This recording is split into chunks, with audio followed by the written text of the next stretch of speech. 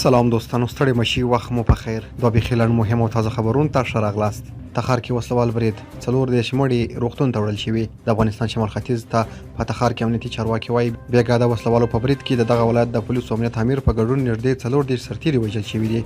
د چارواکو په خبره وسلوالو د بهارک ولسوالۍ په سپین جومات سیمه کې د امنیتي ځواکونو په مرکز برید کړی دی. خو یو امنیتي سرچینې بي بي سي ته وویل د برید کې تر 60 پورې امنیتي ځواکونه وژل شوي، خو لا هم د ټولو مړي روغتون ته نه دي رسېدلي.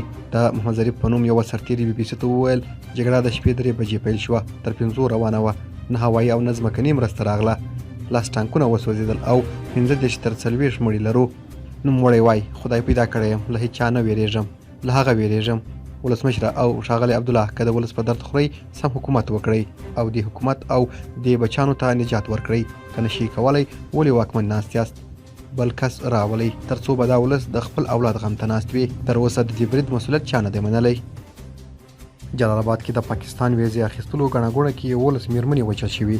د افغانستان ختیځ ته ننګرهار کې امنیتي سرچینې مني چې جلال آباد فوټبال سټیډیوم کې د پاکستان ویزې لپاره ټوکن ترلاسه کولو بیروبار کې نن سهار 11 مېرمنې مړې او 12 کسان نور ژوبل دي چې ډېری یې مېرمنې دي.